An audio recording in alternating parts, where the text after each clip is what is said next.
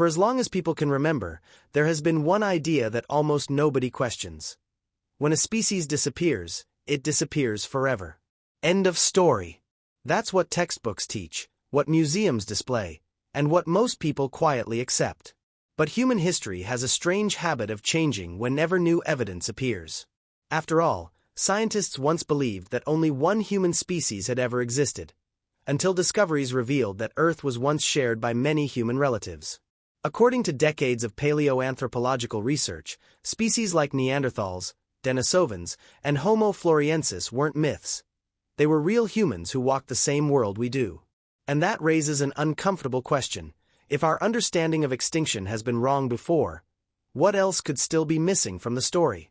When scientists piece together humanity's past, they often compare the process to completing a giant puzzle while most of the pieces are still missing. In fact, the fossil record is surprisingly incomplete. Anthropologist Richard Leakey frequently emphasized how every major discovery has the potential to rewrite what people think they know about human evolution. Consider the Denisovans. Until 2010, nobody even knew they existed. Then researchers studying a tiny finger bone found in Siberia uncovered genetic evidence of an entirely unknown human group. The discovery, published by researchers at the Max Planck Institute for Evolutionary Anthropology, revealed that an entire branch of humanity had remained hidden for thousands of years. Think about that for a moment. If a whole human population could remain invisible to modern science until recently, how many chapters of our story are still missing? How many valleys, caves, forests, islands, or remote mountain regions have never been fully explored? The deeper researchers look into human evolution, the more they discover that the history of our species is less like a finished book and more like a manuscript with entire pages torn out. And those missing pages lead directly to some of the most isolated places on Earth. People often imagine that every corner of Earth has already been mapped, scanned, and understood. But reality is far messier than that.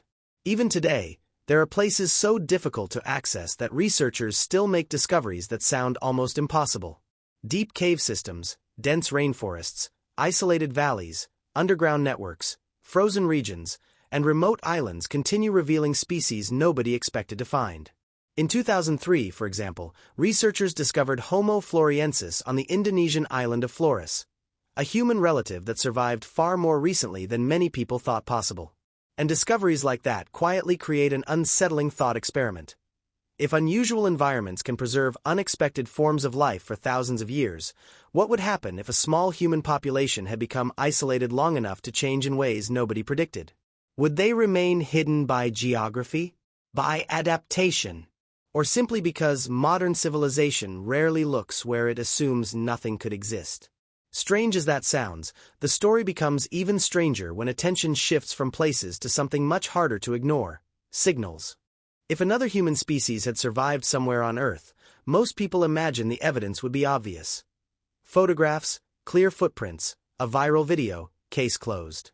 But science rarely works like that. Many discoveries begin with weak patterns, small anomalies that don't fit the expected picture. Anthropologists and geneticists have experienced this before.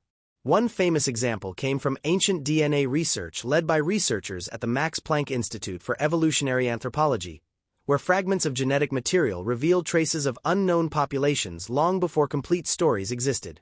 In population genetics, scientists sometimes refer to ghost populations, groups inferred from genetic signals even when physical evidence is incomplete. Then there are unexplained linguistic patterns, isolated cultural traditions, oral histories passed across generations, and regions where human movement has remained unusually limited. None of these things prove that another human species exists. Far from it, but they remind people of something important. Absence of evidence is not always evidence of absence. And if survival left traces, they might not appear first as faces or fossils. They might appear as patterns hiding in plain sight, waiting for someone to ask a different question. If they endured, what would millions of years of separation actually do to them? If another human species had survived in isolation until today, there's a good chance people wouldn't recognize them at first glance. And that idea is less science fiction than it sounds. Evolution doesn't move with a goal. It responds to environments. In his book The Greatest Show on Earth, Richard Dawkins explains how small changes, repeated over enormous stretches of time, can produce outcomes that seem dramatic in retrospect. Anthropologists have also documented how human populations adapted physically to altitude, temperature, diet, and sunlight across relatively short evolutionary periods. So imagine thousands, or tens of thousands, of years of separation. Would another human species become taller to conserve energy? Smaller to survive on limited resources, as some researchers proposed when studying Homo floresiensis? Would their senses become sharper in darkness, or their social behavior radically different from modern civilization? And here's the strangest possibility of all. What if the biggest difference wasn't appearance at all? What if language, cooperation, memory, or ways of understanding reality had evolved along another path entirely? Because if that were true, then meeting them might not look anything like people expect. What if the question isn't whether another human species exists, but whether people would even recognize one if they saw it? Sounds impossible at first, until history quietly reminds us how often humans misunderstand what they're looking at. In anthropology, categories that feel obvious today often appeared only after decades of debate and new evidence. When fossils later identified as Neanderthals were first discovered in the 19th century, many interpretations missed what they truly represented. More recently, ancient DNA studies transformed how scientists understand human evolution, revealing that modern humans interbred with other human groups rather than replacing them in a simple, clean story. That means humanity's history may have involved more contact, overlap, and complexity than people once imagined. So imagine a world where survival didn't happen through hiding in caves, but through blending, adapting, becoming ordinary enough to avoid attention. Would people notice? Or would they dismiss unusual traits as culture, geography, coincidence, or personality?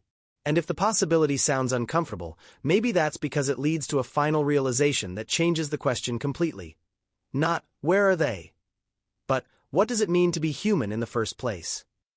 Maybe the most fascinating part of this question was never whether another human species is still alive. Maybe the real surprise is realizing how incomplete the human story still is.